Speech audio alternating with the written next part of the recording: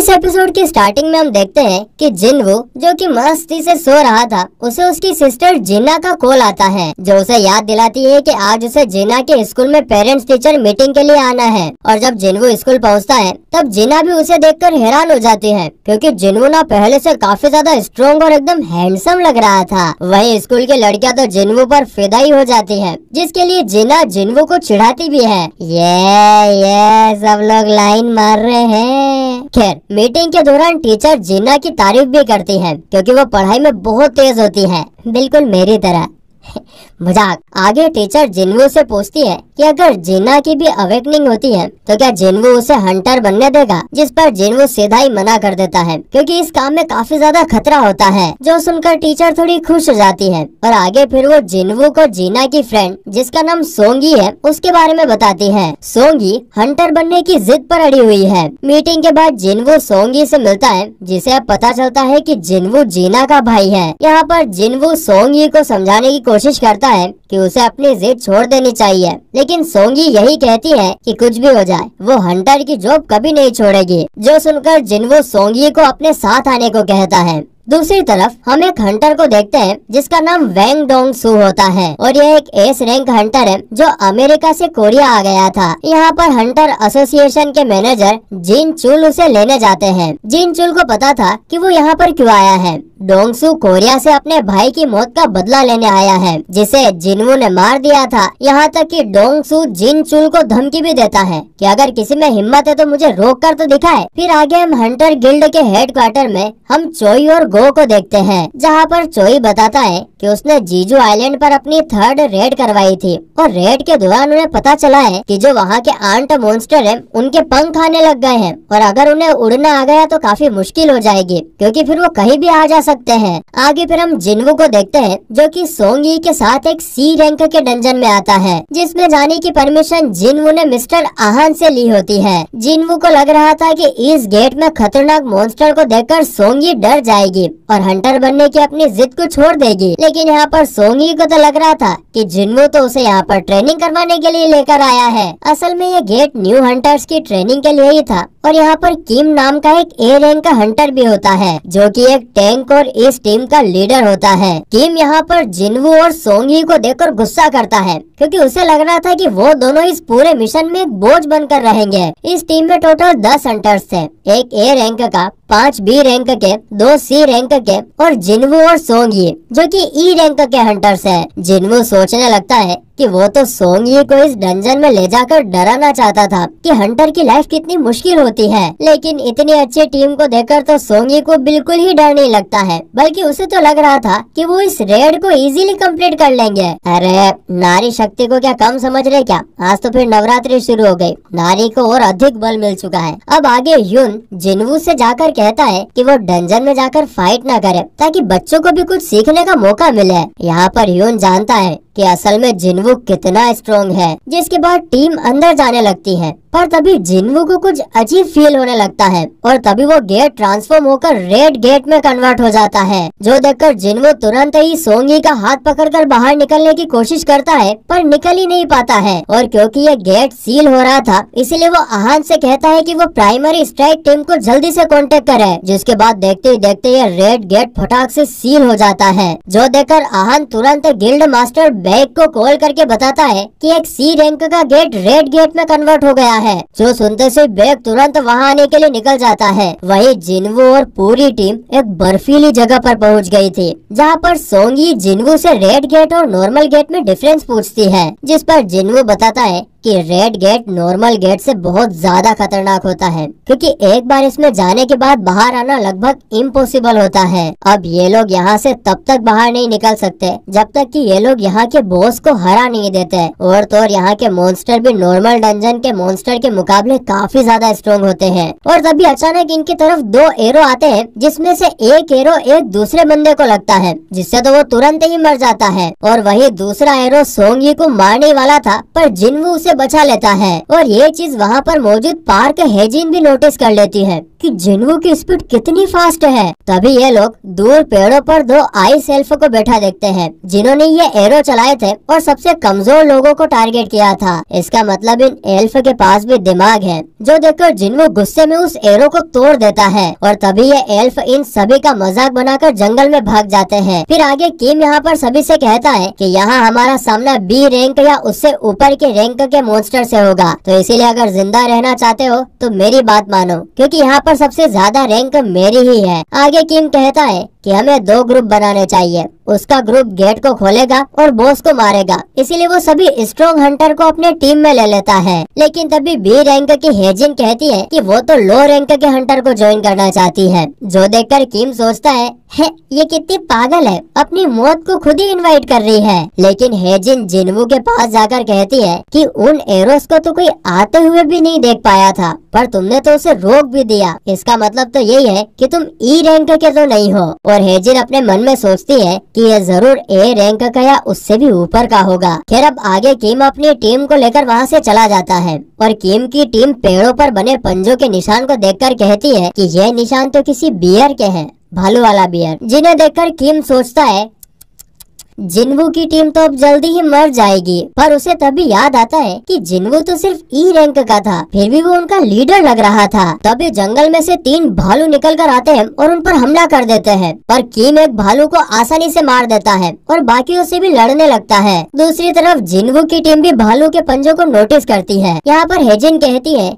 कि ये इलाका भालुओं का है, तो हमें यहाँ नहीं रुकना चाहिए, जिस पर जिन्वू कहता है कि नहीं, हम यहीं पर रुकेंगे, क्योंकि ये भालुओं का इलाका है, इसलिए यहाँ वो आइस एल्फ नहीं होंगे। अब क्योंकि वो बहुत इंटेलिजेंट है, इसलिए उनसे लड़ने से अच्छा होगा कि भालुओं से लड़ ले। फिर जिन्वू अपनी इन्वेंट्री में से 4 कोट्स निकाल लेता है ताकि इन्हें ठंड न लगे, जो देखकर सभी उससे ये पूछने लगते हैं, अरे रे रे ये तुमने कैसे किया, ये जादू कहाँ पर सीखा। और यहाँ पर सोंगी भी जिन्वू से पूछती है कि आखिरकार तुम हो कौन, जिस पर जिन्वू कहता है कि मेरी वजह से तुम इस मुसीबत में फंसी हो, इसीलिए मेरी जिम्मेदारी है कि तुम्हारी रक्षा करना, लेकिन बदले में कोई भी मुझसे कोई सवाल नहीं पूछेगा। तभी यहाँ पर एक आइस बियर आ जाता है जिससे लड़ने के लिए जिन्वू तैयार था। वहीं बाहर बेग भी गेट के पास आ जाता है और आहान उसे बताता है कि टीम के साथ ई रैंक का जिन्वू भी अंदर गया है और शायद उसे रीअवेकनिंग हुई है, क्योंकि अब वो पहले से काफी ज्यादा स्ट्रॉन्ग हो गया है, जो सुनकर बैग भी हैरान हो जाता है। तभी यहाँ पर डोंगसू भी आ जाता है, लेकिन वो तो यहाँ जिन्वू को मारने आया था, जो कि रेड गेट में फंस गया है और इस गेट को तो डोंगसू भी नहीं तोड़ सकता है। यहाँ पर जिन चुल मन में कहता है कि तुम किस्मत वाले हो जिन्वू, जो डोंगसू के हाथों से बच गए। वही इधर जिन्वू ने तो अकेले ही सारे आइस बियर को धड़ाधड़ मार दिया था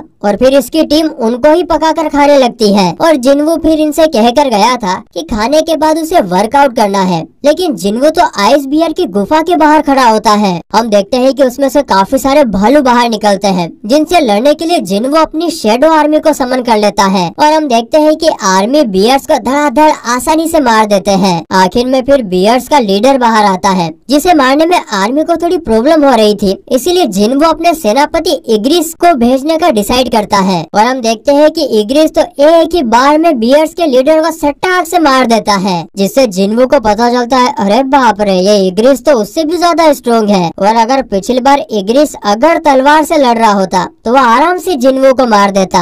वही हम दूसरी टीम को भी देखते हैं, जिसका हर एक मेंबर को आइस एल्फ ने मार दिया होता है, सिर्फ किम ही जिंदा बचा होता है और वो उन भयानक एल्फ को देखकर डर कर भाग रहा होता है, मम्मी बचाओ बचाओ बचाओ। यहाँ पर हम फिर एल्फ के लीडर को भी देखते हैं, जिसका नाम बरू का होता है। फिर आगे हम देखते हैं कि जिन्वू उन सभी बियर्स को जिन्हें उसने मारा था, उनकी शेडोज को अराइज बोलकर अपनी आर्मी में शामिल कर लेता है। खैर रेड गेट को खुले हुए 3 घंटे हो गए थे, मतलब अंदर के लोगों के लिए तो 3 दिन हो गए होंगे। डोंगसू कहता है कि अब तक तो जिन्वू मर गया होगा, तो मेरा यहाँ पर कोई काम नहीं है, और इतना बोलकर वो जाने लगता है। पर तभी वो कहता है कि जिन्वू तो व्हाइट टाइगर गिल्ड मेंबर नहीं है ना, तो वो अंदर कैसे गया। जिस पर आहान बताता है, दरअसल वो मेरी जान पहचान का है, वो सी रैंक के रेड को देखना चाहता था, इसीलिए मैंने उसे अंदर जाने दिया। जो सुनते ही डोंगसू आहान का गला पकड़ लेता, साले कूदरे। अब बैग डोंगसू का हाथ पकड़ लेता है और कहता है कि आहान को जाने दो, और ये दोनों ही एस रैंक के हंटर्स है और इन दोनों में बेहोश होने लगती हैं। इसीलिए अगर इनमें लड़ाई हुई तो तबाही हो जाएगी। अब ये दोनों एक दूसरे को खतरनाक पंच मारते हैं, लेकिन जिनचुल बीच में आकर उन्हें रोक लेता है। जिनचुल को देखकर इन दोनों ने अपनी ताकत को रोक ली थी, इसलिए जिनचुल जिंदा बचा है, वरना अभी तक तो जिनचुल के दोनों हाथ गायब हो जाते। ढिम ढुम। यहाँ पर जिनचुल डोंगसू को बताता है कि वो भी थोड़े टाइम पहले ही जिनवू को देखने गया था और वो तब भी ई रैंक का था और वो अब भी ई रैंक का ही होगा, तो फिर वो तुम्हारे भाई को कैसे मार सकता है? जिस पर डोंगसू कहता है, अच्छा, इसका मतलब असली कातिल यूजिन कंस्ट्रक्शन वाला जिन्हो होगा। तो यहाँ पर जिनचुल पूछता है, तो फिर तुम जिन्हो को मारने क्यों आए हो? जिस पर डोंगसू बताता है, अरे उसे तो किसी को मारने का बस बहाना चाहिए था। तभी वहाँ पर डोंगसू को एक मैसेज आता है, जिसे पढ़ने के बाद वो वापस अमेरिका जाने लगता है। यहाँ पर आहान अपने मन में सोचने लगता है इनमें से किसी को नहीं पता कि जिन्वू कितना पावरफुल है। वो जरूर इस गेट से जिंदा वापस आएगा। दूसरी तरफ हम किम को देखते हैं, जो उन एल्फ से अपनी जान बचाकर भाग रहा होता है। तभी वो अपने सामने उन बियर्स की लाश देखता है जिन्हें जिन्वू ने मारा था। उन लाशों को देखकर वो सोचता है,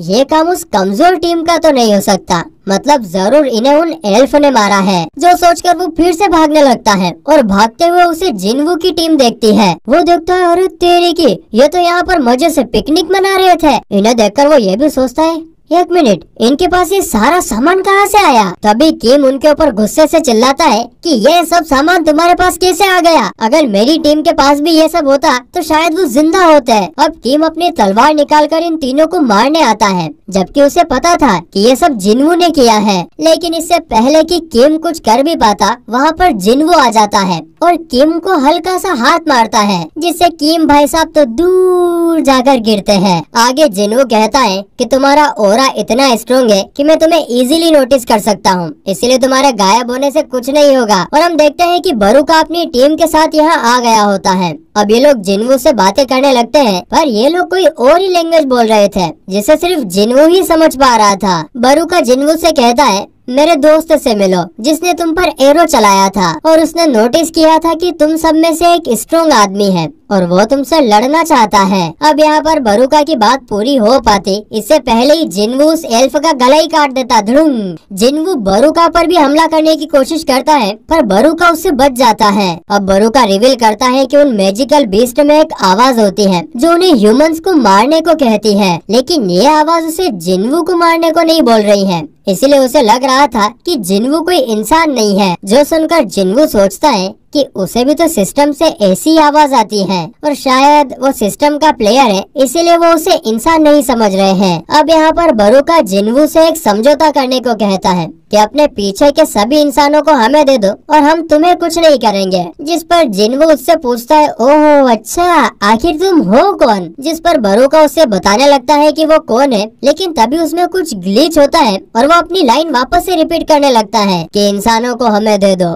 इंसानों को हमें दे दो, जो देखकर जिन्वू भी इस ग्लिच को नोटिस कर लेता है। खैर, जिन्वू बरुका से मना कर देता है कि वो इंसानों को उसे नहीं देगा। जिस पर बरुका कहता है, अगर तुम फाइट करना चाहते हो तो हमारे पास ज्यादा लोग हैं। पर तभी जिन्वू अपनी शेडो आर्मी को समन करता है, जिससे जिन्वू का ऑरा इनफाइनाइट में चला जाता है और अब सभी के बीच में महाभारत छिड़ जाती है और हेजिन सभी को लेकर जंगल में जाने लगती है, क्योंकि यहाँ पर उनका कोई काम नहीं है। अब 3 एल्फ उन पर एरो मारने की कोशिश करते हैं, पर जिन्वू उन्हें हवा में ही रोक लेता है और उन एरो से उनको ही मार देता है। अब यहाँ पर जिन्वू सोचता है कि उसकी आर्मी थोड़ी देर तक तो टिक जाएगी, पर एल्फ का लीडर बरुका बहुत ज्यादा स्ट्रॉन्ग होता है, इतना ज्यादा कि जिन्वू इग्रिस के साथ मिलकर भी उसे नहीं हरा पाएगा। इसलिए उसे एक और स्ट्रॉन्ग सोल्जर चाहिए। अब यहाँ पर जिन्वू और बरुका की फाइट होती है, पर जिन्वू उसका कुछ नहीं बिगाड़ पाता। पर जिन्वू की आर्मी के 3 जादूगर बरुका पर बहुत फायर मैजिक यूज करते हैं, पर उससे भी बरुका को कुछ नहीं होता।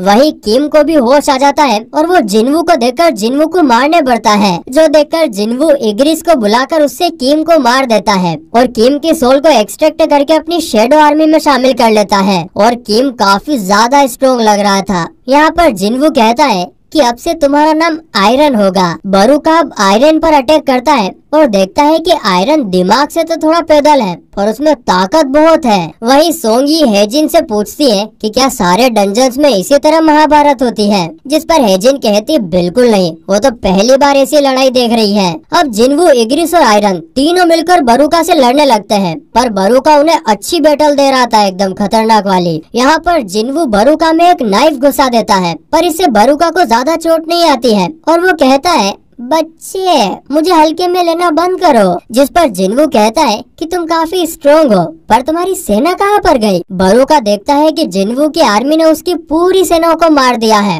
जो देखकर वो गुस्से में जिन्वू की तरफ बढ़ता है। जिन्वू अपना डेगर बरूका के पीछे फेंकता है और अपनी टेलीकिनेसिस पावर से बरूका को पीछे से मारने की कोशिश करता है पर बरूका अपना डेगर बीच में ले आता है जिससे वो टूट जाता है। तभी आयरन बरूका को पकड़ लेता है और जादूगर इस पर फायर मैजिक यूज करते हैं पर इससे भी बरूका बच जाता है और आयरन को फाड़ देता है। वो कहता है कि मैं तुम सभी को मार दूंगा पर हम देखते हैं कि जिन्वू स्टेल्थ का यूज करके उसके पास आ गया था और अपना चाकू बरूका के पेट पे घुसा देता है और वो वापस से आयरन को समन करता है और आयरन अपना बड़ा सा हथौड़ा बरूका पर मारता है जिससे फाइनली बरूका का धुम अंत हो जाता है। पर जिन्वू देखता है कि आयरन बेहद बुद्धि वाला आदमी अभी भी बरूका पर हथौड़े मारे जा रहा था, जो देखकर जिन्वू उसे रोकता है और कहता है अरे ओ बेहद बुद्धि, थोड़ा तमीज में रहा करो। फिर जिन्वू और इग्रिस आयरन से मुंह मोड़कर वहाँ से चले जाते हैं। फिर आयरन जादूगरों की तरफ देखता है जो डर के मारे उसके लिए चीयर करने लगते हैं। अब क्योंकि जिन्वू ने डंजन के बॉस को मार दिया था तो डंजन का गेट भी खुल जाता है।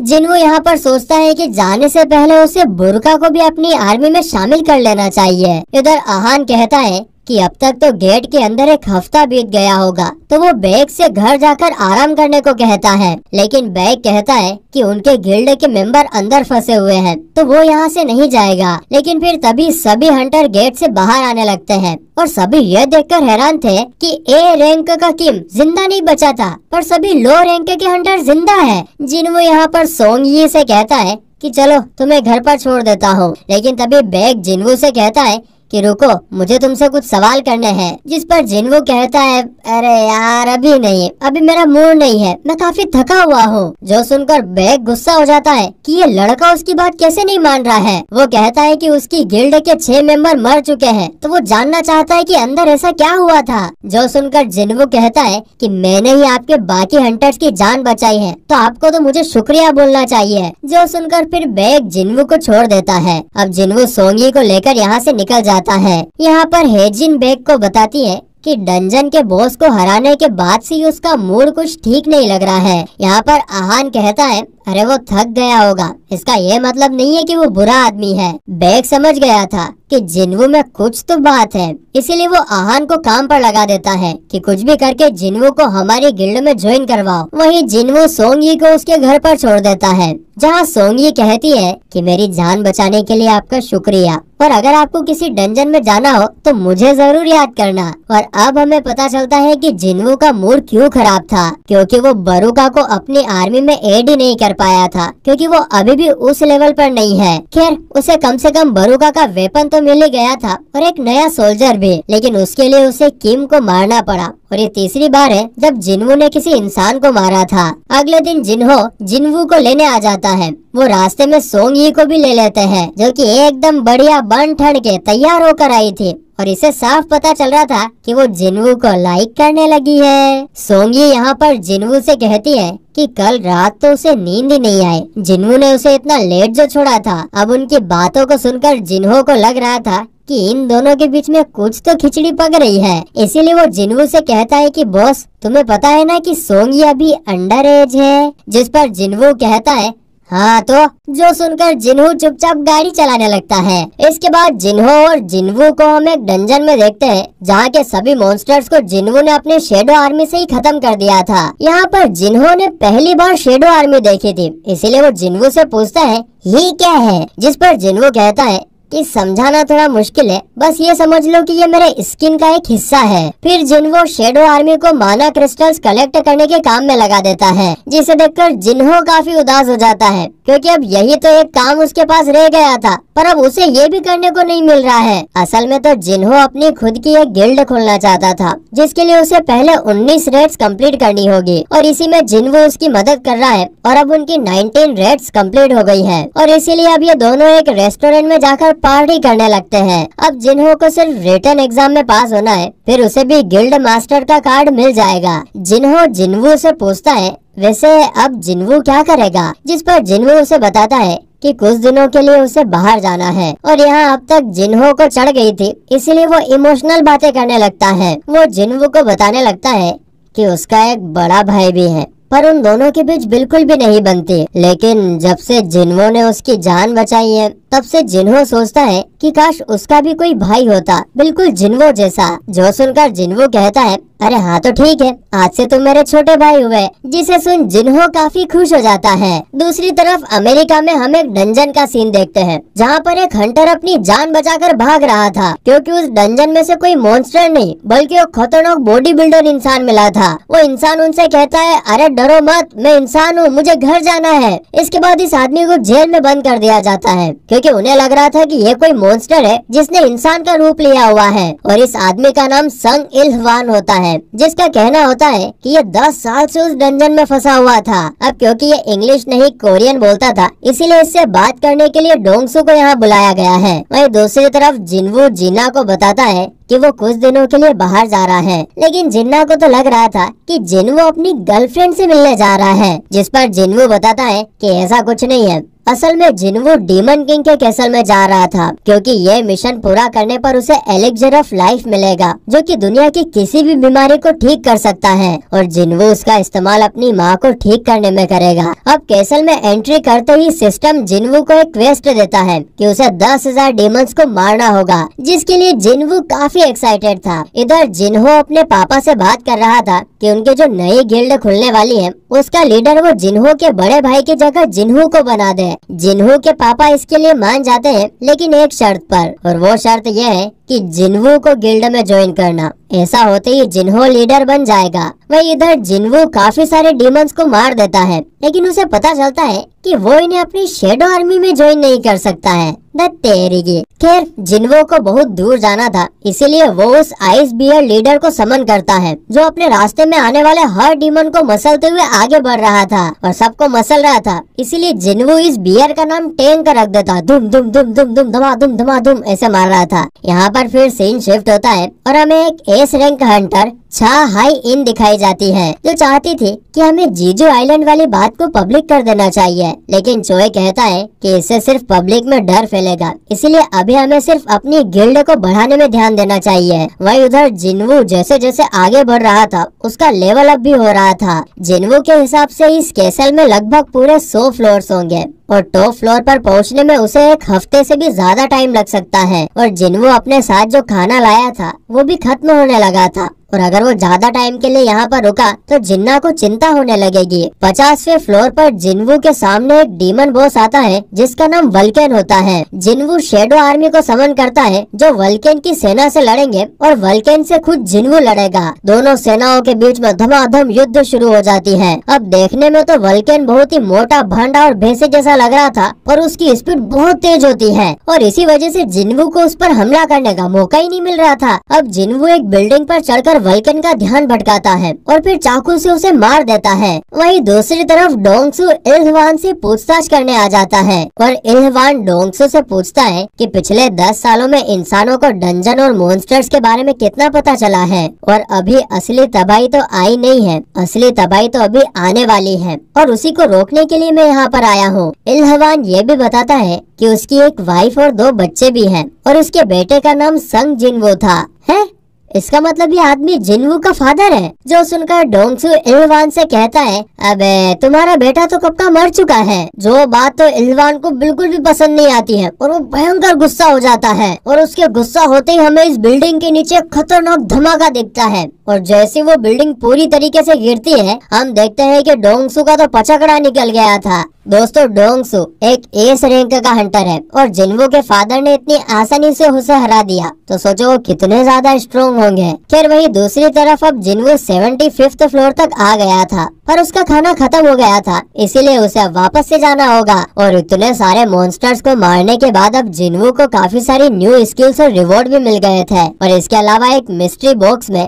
उसे एक और डंजन की की भी मिलती है। एलिक्सर ऑफ लाइफ बनाने के लिए उसे 2 चीजें मिल चुकी थी और अब उसे सिर्फ एक ही चीज चाहिए थी और अब जब वो वापस आएगा तो उस 3rd आइटम को भी हासिल कर लेगा जो कि 100th फ्लोर पर है। अब जिनवू डीमन कैसल से बाहर आ जाता है और अब उसका सामना डीमन मोनार्च से होने वाला है और उससे लड़ने के लिए तो उसे और भी ज्यादा स्ट्रॉन्ग होना होगा। लेकिन क्योंकि उसकी आईडी कार्ड में वो सिर्फ ई रैंक का हंटर है तो वो हाई रैंक वाली रेट्स में तो नहीं जा सकता है, इसीलिए उसे अपनी रैंक भी अपडेट करनी होगी। अगले दिन हंटर एसोसिएशन में हम यून को देखते हैं जो कि अपनी गिल्ड के लिए न्यू हंटर्स को ढूंढने आया होता है। तभी उसकी नजर जिनवू पर जाती है और वो तुरंत बेग को फोन करके बताता है कि जिनवू यहाँ पर अपनी रैंक चेक करने आया है। अब जिनवू एक कमरे में जाता है और अपनी मैजिक पावर मेजर करने के लिए एक मशीन पर अपना हाथ रखता है, लेकिन वो मशीन तो बार बार एरर दिखाने लगती है। तभी एक सीनियर आकर देखता है कि मशीन में कोई प्रॉब्लम नहीं है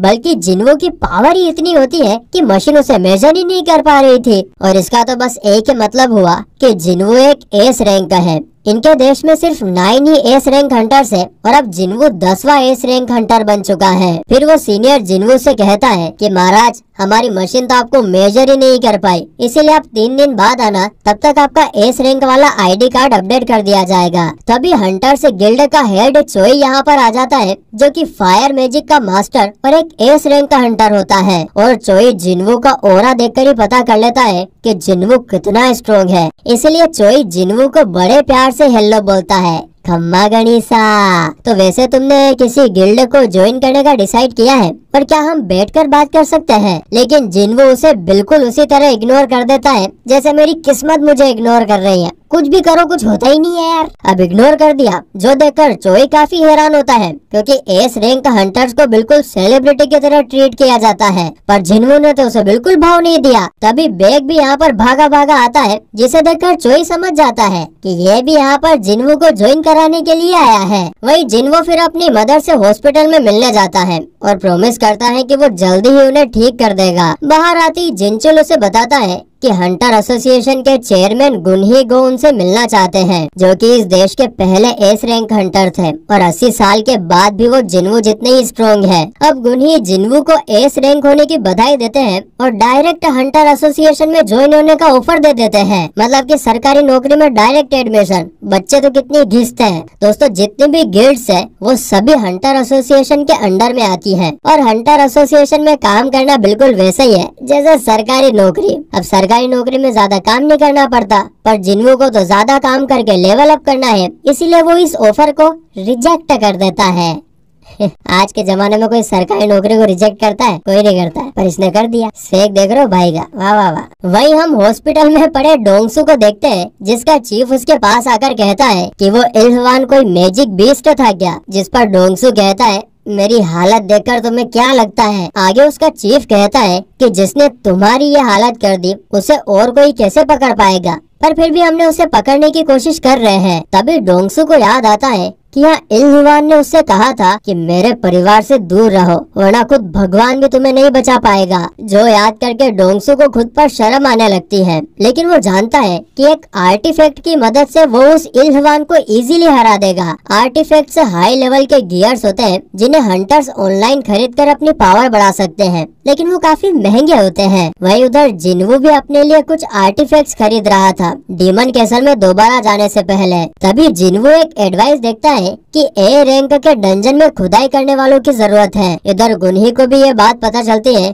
कि जिनवू सरकारी जॉब छोड़कर खुदाई करने गया है वाह वाह वाह वाह। अगले दिन जिन्वो खुदाई करने पहुंच जाता है और हाई रैंक की रेड्स में अलग अलग टीम होती है। पहली स्ट्राइक टीम जो अंदर जाकर मॉन्स्टर्स को मारती है, दूसरी माइनिंग टीम जो कि माना स्टोन को कलेक्ट करते हैं, और तीसरी कलेक्शन टीम जो मॉन्स्टर्स की लाशों को बाहर लाते हैं। हम देखते हैं कि अंदर चोई अपने फायर मैजिक से सभी मॉन्स्टर्स को मार देता है और बाहर आ जाता है। जिन्वो देखता है कि इन लोगों के तो कपड़े भी गंदे नहीं हुए थे, पर उसकी तो जान पर बनी रहती थी। फिर चा हाई इन भी बाहर निकलती है, जो कि कोरिया की 9th एस रैंक हंटर है। उसका भी ओरा देखकर जिन्वो की आंखें बड़ी की बड़ी होए जा रही थी, और चा हाई इन भी जिन्वो का ओरा फील कर पाती है, लेकिन जिन्वो कहीं पर जाकर छुप जाता है। अब जिन्वो अपनी टीम के साथ अंदर माना स्टोन कलेक्ट करने जाता है, लेकिन इस गेट का बॉस अभी भी जिंदा था, क्योंकि अगर उसे मार दिया गया तो ये गेट बंद हो जाएगा और ये सभी कीमती माना स्टोन्स यही रह जाएंगे।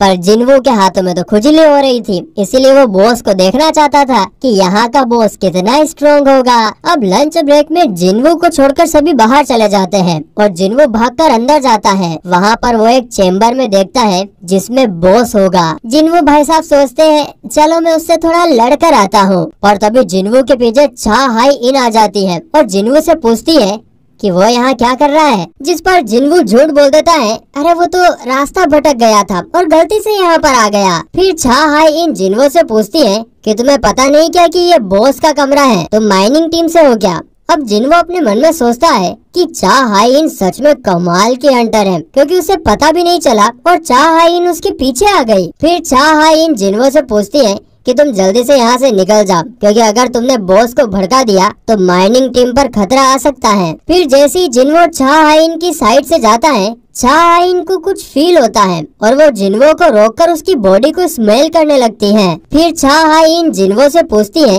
कि तुमसे तो कोई स्मेल ही नहीं आ रही है, तुम सच में इंसान ही हो ना? फिर छा हाई इन जिन्वो का आईडी कार्ड देखती है और उसे जाने देती है। दोस्तों असल में छा हाई इन की नाक काफी ज्यादा सेंसिटिव है, जिसकी वजह से उसे हंटर्स और मॉन्स्टर्स में से बदबू आती है और इसीलिए वो अपनी नाक पर हमेशा रुमाल रखती है। लेकिन जिन्वो पहला ऐसा हंटर है जिसमें से उसे खुशबू आ रही थी। अब जिन्वो माइनिंग टीम के पास आ जाता है, जहाँ वो लोग कहते हैं कि तुमने चा हाई इन से बात करी, तुम तो बड़े किस्मत वाले हो। वो लंच टाइम में यहाँ पर आती रहती है ताकि बॉस पर नजर रख सके और बॉस सभी मजदूरों को मार न दे, और उसे हंटर्स में से बहुत बदबू आती है, इसीलिए वो अपने साथ रुमाल रखती है। जो सुनकर जिन्वो सोचने लगता है कि उसकी स्मेल इंसानों जैसी क्यों नहीं है। बरुका ने भी उससे यही कहा था और छा हाई इन को भी उसमें से कोई स्मेल नहीं आई। शायद इसका रीजन ये होगा कि वो सिस्टम का प्लेयर है। फिर शाम को जिन्वो को उसकी दिहाड़ी मिल जाती है और टीम लीडर उसकी तारीफ भी करता है, क्योंकि उसकी हेल्प से उनका काम बहुत जल्दी हो गया था। अब लीडर जिन्वो को उसकी माइनिंग टीम में जॉब देने को बोलता है, क्योंकि उसने जिन्वो जैसा हार्ड वर्किंग लड़का कभी नहीं देखा था। जिस पर जिन्वो उससे कहता है कि मैं आपकी टीम को ज्वाइन नहीं कर सकता, क्योंकि मैं तो सिर्फ ये देखने आया था कि ए रैंक डंजन्स की रेड कैसी होती है, और वैसे भी 2 दिन बाद उसकी रैंक भी अपडेट होने वाली है। अब यहाँ पर लीडर से उसे पता चलता है कि कल भी हंटर गिल्ड एक ए रैंक डंजन में घुसने वाली है, पर उसकी स्ट्राइक टीम अलग होगी। अब यह सुनकर जिन्वो तो फिर कल भी आने के लिए मान जाता है, जो सुनकर लीडर खुश हो जाता है और जिन्वो को कल डबल दिहाड़ी देने की बात करता है, क्योंकि वो था ही ऐसा, अकेला ही 5 लोगों जितना काम कर रहा था। अब फिर रात में छा हाई इन किसी को फोन करके उससे जिन्वो की इन्फॉर्मेशन मांगती है, जिस पर सामने वाला बंदा कहता है कि कल मिस्टर चोई ने भी उससे यही पूछा था, पर जिन्वो के बारे में एसोसिएशन ने सारी इन्फॉर्मेशन सील कर दी है और किसी लोअर रैंक के हंटर के लिए ऐसा पहली बार हुआ है। इसका मतलब तो ये हुआ कि जिन्वो में जरूर कुछ तो खास है। फिर चा हाई इन सोचने लगती है कि वो कितने सारे हंटर से मिली है, लेकिन ये पहली बार है जब उसे किसी हंटर में से इतनी अच्छी खुशबू आई हो। खैर अगले दिन भी जिन्वो मजदूरी करने जाता है, जहाँ उसकी टीम उसे देखकर काफी खुश होती है। उनको देखकर जिन्वो को अपनी पुरानी टीम की याद आ जाती है। सबसे पहले ये लोग एक सी रैंक के डंजन में खुदाई करते हैं और जिन्वो की वजह से यह काम भी बहुत जल्दी हो जाता है। लंच के बाद अब उन्हें ए रैंक रेड पर जाना है और लीडर फिर से जिन्वू को जॉब ज्वाइन करने का ऑफर देता है, लेकिन जिन्वू फिर से मना कर देता है। तभी इनके पास कैप्टन सोन किहून आता है, जो कि आज की अटैक टीम का लीडर है, और उसे एक आदमी चाहिए था जो उनका सामान उठा सके, क्योंकि उनका कूली आज नहीं आया है। माइनिंग टीम में सब काफी लो रैंक के हैं, इसीलिए उन्हें ए रैंक के डंजन में जाने से डर लग रहा था, चाहे कोई उन्हें डबल पैसे भी दे दे। पर तभी अपना हीरो जिन्वू अपना हाथ खड़ा करता है और कहता है कि मैं ये काम करूंगा। Done done done done done done done done Tismar Khan. लेकिन उसके साथी उसे समझाने लगते हैं कि अंदर ए रैंक के मॉन्स्टर होंगे, ए रैंक के। जिस पर जिन्वू कहता है, अरे ओ बुड़बको, आज वाला डंजन कल वाले डंजन से ज्यादा खतरनाक नहीं है, इसीलिए तो आज अलग टीम को भेजा गया है, जिसमें 6 ए रैंक के और 3 बी रैंक के हंटर्स थे। लेकिन इसमें कोई भी एस रैंक का हंटर नहीं था। अब जैसे जैसे ये लोग अंदर जाने लगते हैं, जिन्वू को फील होता है कि इस डंजन की पावर कल वाले डंजन से कम ही है, लेकिन फिर भी उसे कुछ अजीब ही लग रहा है। जो देखकर एक लड़की जिन्वू से कहती है कि तुम्हें डरने की जरूरत नहीं है, कैप्टन और बाकी सब काफी स्ट्रॉन्ग है, और अगर तुम हमारे साथ रहोगे तो तुम्हें कोई खतरा नहीं होगा। वैसे ये लड़की इस टीम की लीडर है, और किन्हुन पहली बार किसी मिशन को लीड कर रहा था, और अगर ये रेड सक्सेसफुल होती है तो फिर उसे इस टीम का कैप्टन बना दिया जाएगा। देखो किहुन छा हाई इन और चोई जितना स्ट्रॉन्ग तो नहीं है, पर वो काफी अच्छा ए रैंक का हंटर है। तभी अचानक से इन्हें सामने कुछ दिखता है, और ये लोग बिना कहे अटैक करने के लिए रेडी हो जाते हैं। तभी इन पर कुछ सीआर हमला कर देते हैं, और ये लोग इन्हें बड़ी आसानी से मार देते हैं। इन सभी के पास कमाल की मैजिक पावर्स थी। अब ये सभी सोचते हैं कि सीआर तो सी रैंक के मॉन्स्टर्स हैं, तो यहाँ पर तो उनके लिए कुछ भी नहीं है, इसलिए अब तक तो उन्हें मर जाना चाहिए था। तभी जिन्वू को उनके गले पर एक पट्टा बंधा हुआ दिखता है, इसका मतलब इन्हें किसी ने पाला हुआ था। और तभी इनके सामने कुछ मॉन्स्टर्स आ जाते हैं, जिनका नाम हाई ऑर्क्स होता है। इन्हें देखकर तो सभी लोग काफी डर जाते हैं, क्योंकि ये बहुत ही इंटेलिजेंट मॉन्स्टर होते हैं, और ये ऑर्क्स सीधा लो रैंक के हीलर को टारगेट करते हैं। और इनकी ताकत भाई साहब वो बहुत ज्यादा थी। जादूगर इनसे लड़ने की कोशिश करते हैं, पर जादू का भी इन पर कुछ असर नहीं हो रहा था। एक लड़की अपने जादू से इन्हें बांधने की कोशिश करती है, पर ये स्ट्रॉन्ग थे, इसीलिए आसानी से छूट जाते हैं। एक जादूगर अपने फायर सोल्जर को समन करता है, इनसे लड़ने को कहता है। बाकी लोग भी ऑर्क्स से लड़ने की कोशिश करते हैं, पर ऑर्क्स के मुकाबले में ये लोग संख्या और ताकत दोनों में बहुत कम थे। तभी एक ऑर्क एक बी रैंक के हंटर का हाथ काट देता है। ली बोरा नाम की हंटर उस ऑर्क को अपने मैजिक से पकड़ लेती है, और हीलर उस हंटर के हाथ को हील कर देती है। लेकिन तभी उस हंटर के पीछे से एक बड़ा सा ऑर्क आ जाता है, जिसे देखकर ही हीलर को पता चल गया था कि आज तो उसकी मौत पक्की है रे भाया। लेकिन तभी अचानक से उस ऑर्क का गला दबने लगता है और उसकी मौत हो जाती है। असल में ये काम जिन्वू ने किया था, जो अपने स्टेल्थ स्किल से गायब हो गया था। अब जिन्वू सभी ऑर्क्स के हाथ पैर कट करके उन्हें कमजोर करने लगता है, ताकि बाकी हंटर्स उन्हें मार पाए। जिन्वू इन सभी के सामने अपनी पावर नहीं दिखाना चाहता, और वो ये भी नहीं चाहता कि उसके सामने कोई मरे, इसीलिए वो गायब होकर सभी ऑर्क्स को कमजोर कर रहा था, और हंटर सभी ऑर्क्स को मार दे रहे थे। पर किसी को भी समझ नहीं आ रहा था कि अचानक से ये ऑर्क्स इतने कमजोर कैसे हो गए। लेकिन इस टीम में ली नाम की जो लड़की है वो मैजिक कास्टर है, इसीलिए उसने देख लिया था कि जिन्वू ने ही ये सब किया था। पर जिन्वू किसी को भी ये बात नहीं बता रहा था, इसके पीछे कुछ तो रीजन रहा होगा, इसीलिए वो भी किसी को कुछ नहीं बताती है। अब हंटर लीडर से पूछते हैं कि उन्हें आगे जाना चाहिए या यहीं से वापस मुड़ जाना चाहिए, क्योंकि आगे का काम उनके बस का तो नहीं है भाई साहब। तो फिर यहाँ पर अब किहुन फैसला लेता है कि वो लोग यहीं से वापस चले जाएंगे। लेकिन वापस जाते समय ये लोग देखते हैं कि किसी ने गेट पर बैरियर लगा दिया है, जिसका मतलब अब ये लोग वापस नहीं जा सकते। ली कहती है कि वो इस बैरियर को तोड़ सकती है, पर उसे टाइम लगेगा, और इस डंजन में कोई जरूर हाई रैंक का एक मॉन्स्टर है जिसने ये सारा काम किया है। लेकिन जब जादूगर ये काम करने की कोशिश करते हैं तो उनकी तो हालत खराब हो जाती है, और तभी इन सभी को भयानक मैजिक पावर सेंस होती है, और ये लोग देखते हैं कि इनके पीछे अब तो पूरी हाई ऑर्क्स की एक सेना आ गई थी, और अगर ये इनसे लड़े भी सही तो पक्का सभी हंटर्स मारे जाएंगे। अब ऑर्क्स में से एक ऑर्क सामने आता है, और किहुन भी उसके पास जाता है। वो ऑर्क वहाँ पर अपनी भाषा में कुछ कहता है जो किसी को कुछ समझ नहीं आता है। तभी ऑर्क्स का लीडर उस पर ऑर्क पोजीशन कर लेता है और कहता है, इंसानों, मेरा नाम कारगलान है और मैं तुमसे मिलना चाहता हूँ। यह बैरियर उसी ने लगाया था क्योंकि वो इस ट्राइब का महान जादूगर है और इस डंजन में उससे ज्यादा स्ट्रॉन्ग और कोई भी नहीं है। और इसीलिए अब इन हंटर्स के पास भी दो रास्ते हैं, या तो ये कारगलान के सेना के हाथों मारे जाए या उनसे मिल जाए। तो फिर किहुन ये फैसला लेता है कि वो तो उनसे मिलना चाहते हैं। फिर किहुन जिन्वू से कहता है कि हम जैसे ही बॉस को देखेंगे उस पर हमला कर देंगे, जिससे उसका ध्यान भटक जाएगा और शायद ये बैरियर भी हट जाए। और हाँ, जैसे ये बैरियर हटे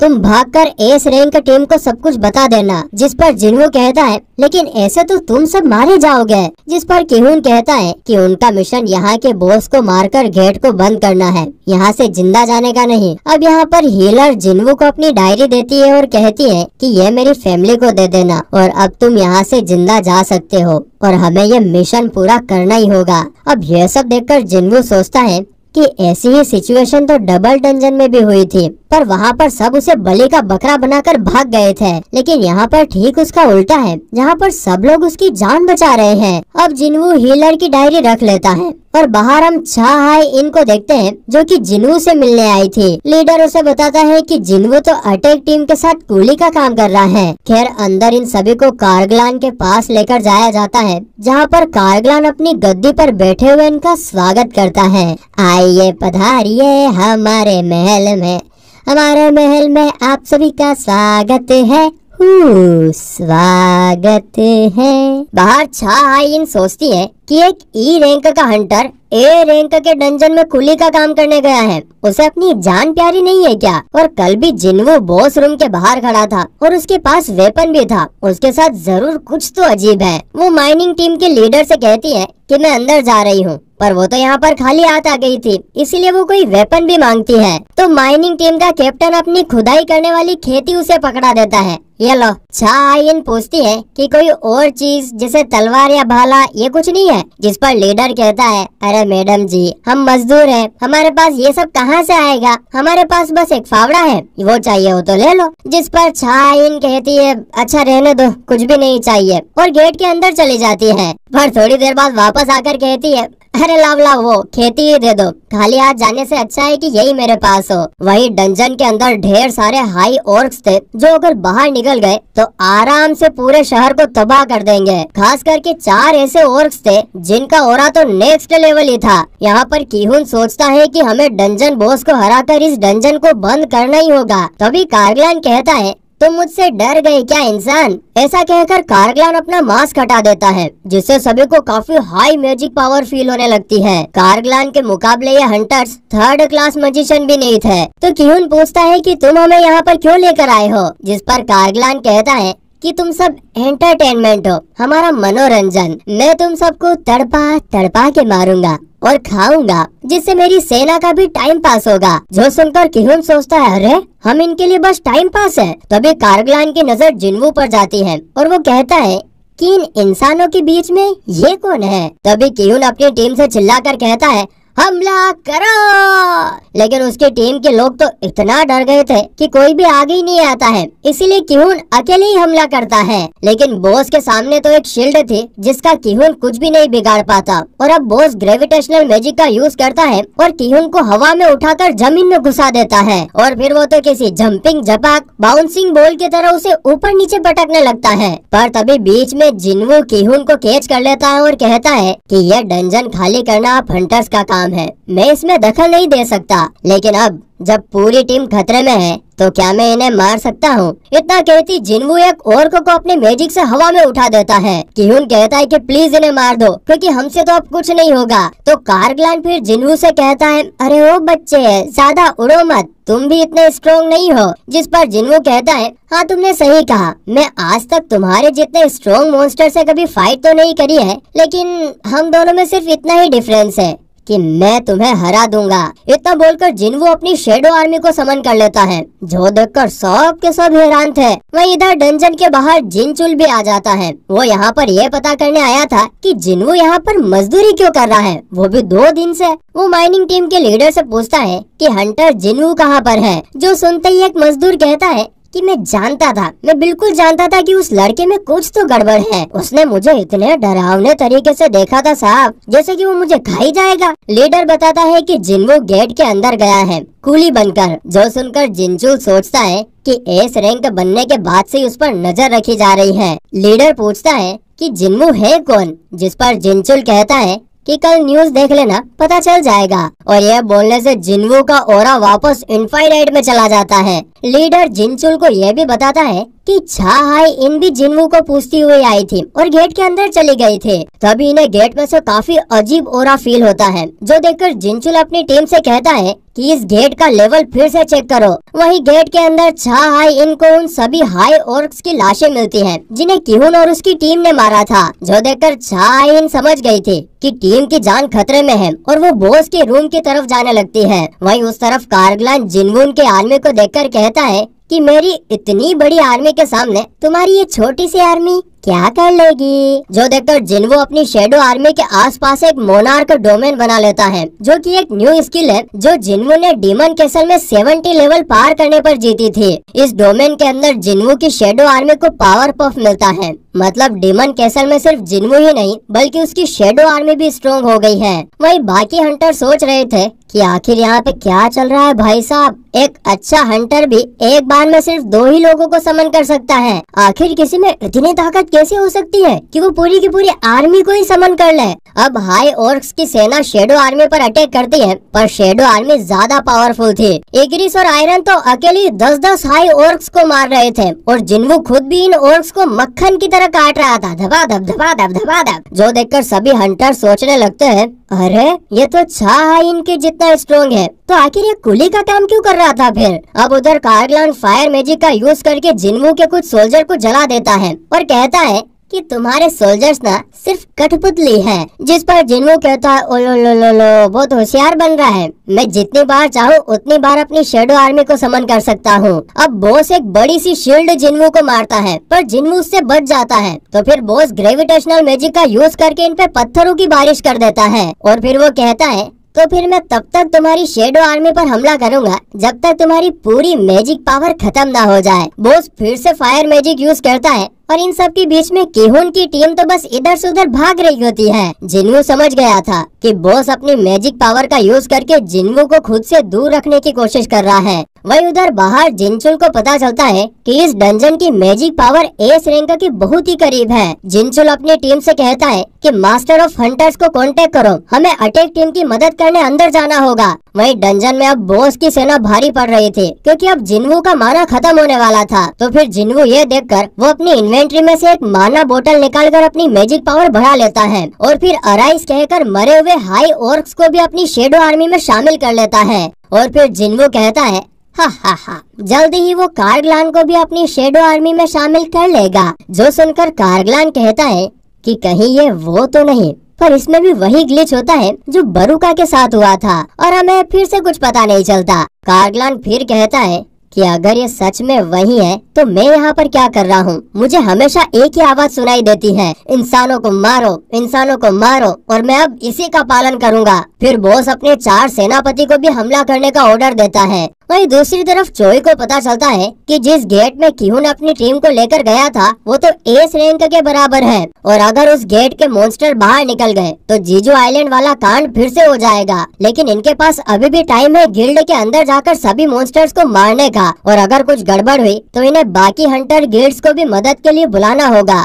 अंदर बॉस के सेनापति आयरन टैंक और इग्रिस से लड़ रहे थे और ये तीनों आराम से उनकी बैंड बजा देते हैं। और जब बाकी हंटर्स इनकी मदद करने की सोचते हैं तब कारगलान उन्हें मैजिक से घायल कर देता है और कहता है बच्चों, बड़ों की लड़ाई से दूर रहो। अब कार्गलान खुद नीचे लड़ने आता है और अपने जहर वाले जादू से जिन्वू पर हमला करता है, लेकिन जिन्वू पर जहर और कर्स वाले जादू का कोई असर ही नहीं होता है। जिन्वू अब अपने 2 जादूगरों को बुलाकर एक बड़ा सा आग का गोला कार्गलान की तरफ फेंकता है, जो हमला सीधा कार्गलान की शील्ड को तोड़ता हुआ उसके मुंह पर जाकर लगता है। तभी यहाँ पर छा हाई इन भी आ जाती है और देखती है कि यहाँ पर क्या चल रहा है। हंटर्स की टीम तो किहुन को हील करने में लगी हुई थी। अब इधर कार्गलान अपने जादू से बहुत बड़ा हो जाता है और जिन्वू को कुचलने की कोशिश करता है, लेकिन जिन्वू भी कमाल का इंसान था। वो तुरंत वहाँ से हट जाता है और बोलता है, देखो मोटे भैंसे, मुझे जायंट्स ना बिल्कुल पसंद नहीं है। अब कार्गलान फायर मैजिक यूज करता है और शेडो आर्मी के साथ अपनी आर्मी को भी जला देता है, लेकिन जिन्वू को तो एक खरोच भी नहीं आती है। फिर हम देखते हैं कि जिन्वू अपना डैगर कार्गलान की आंख में घुसा देता है। कार्गलान एक जादूगर है, तो अपनी सेना के बिना वो काफी कमजोर है,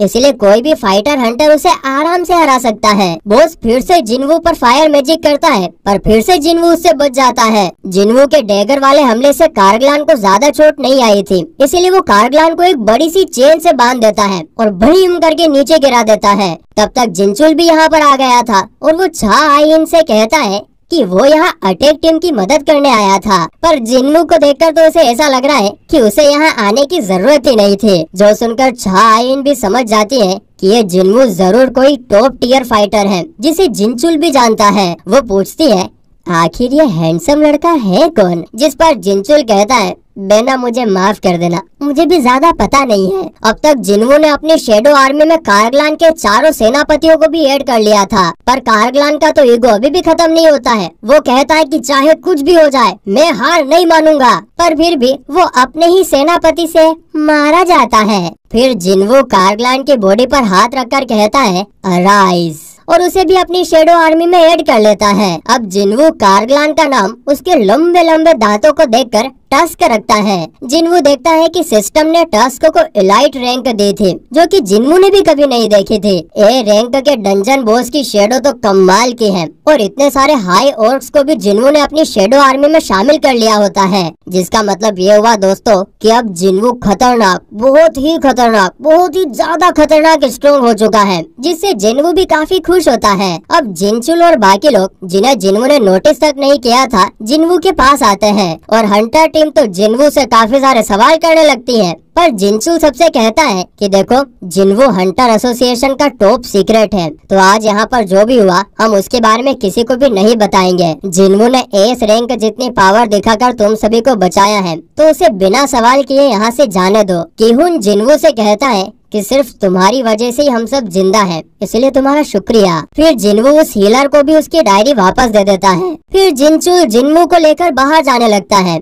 और वहाँ पर एक जादूगर छा आइन से पूछता है कि तुम ये फावड़ा लेकर क्यों घूम रही हो? जो सुनते से ही छा आइन को एकदम से याद आता है और वो शर्मा जाती है और कहती है कि अब उस हैंडसम को लगेगा कि मैं तो पागल हूँ। जादूगर पूछती है, कौन हैंडसम? जिस पर छा आइन कहती है, अरे अरे कुछ नहीं, यही बोल रही थी। आगे फिर हम किहुन को देखते हैं, जो चोई को यह सब बता रहा होता है, और चोई किहुन से पूछता है, वैसे मुझे ये बताओ कि जिन्वू और मुझ में कौन ज्यादा स्ट्रॉन्ग होगा? जिस पर किहुन कहता है कि क्या आप एक ए रैंक के हंटर को अकेले हरा सकते हो बिना किसी सपोर्ट के? जिस पर चोई कहता है, नहीं, शायद फालतू में उसका नाम द अल्टीमेट हंटर रखा है। वैसे अब किहुन भी यही चाहता था कि चोई जिन्वू को अपनी गिल्ड में ज्वाइन कर ले। खैर अगले दिन जिन्वू जिन्हू से मिलने जाता है, जहां जिन्हू जिन्वू को बताता है कि उसके फादर ने क्या शर्त रखी है, और इसी दौरान हम एक नए कैरेक्टर ली मिन सुंग को भी देखते हैं। और इसी के साथ ये एपिसोड यहीं पर खत्म होता है। आगे के एपिसोड कहाँ पर है, जल्दी लेकर आएंगे।